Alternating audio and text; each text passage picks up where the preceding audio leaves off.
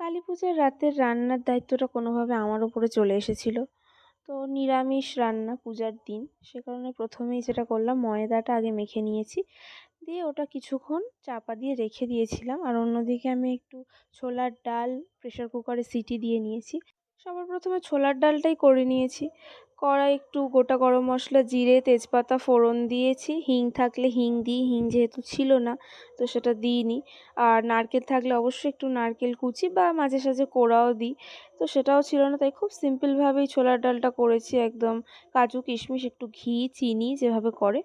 তারপরে ভাবলাম শুধু ছোলার ডাল করব, একটু অন্য আর একটু কিছু করি, তো যার জন্য একটু আলুর তরকারি করেছিলাম। আর আলুর তরকারিটা দেখতেই পাচ্ছ একটু অন্যভাবে করেছি, নর্মালি আমি যেভাবে করে থাকি। তো আমি নেক্সট কোনো একটা ভিডিওতে আলুর তরকারির রেসিপিটা দিয়ে দেব। তারপরে এবার ডিসাইড করার পালা, লুচি খাবো নাকি পরোটা। তো ফাইনালি এটাই ডিসিশন হলো যে পরোটা খাওয়া হবে। তো তার জন্য পরোটাগুলো আমি আস্তে আস্তে বেলে নিয়েছি। তারপরে পরোটাগুলোকে আমি এক এক করে ভেজে নিয়েছি।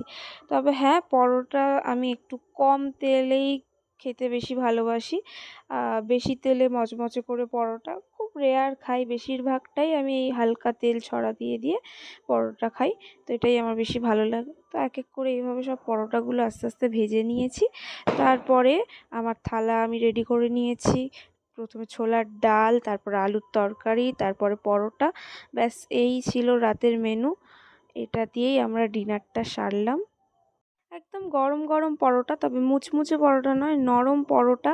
আর তার সাথে মিষ্টি মিষ্টি ছোলার ডাল আর ঝাল ঝাল আলুর তরকারি। এই হচ্ছে আমাদের ডিনার। দেখা হবে আবার নেক্সট কোনো ভিডিওতে। টাটা।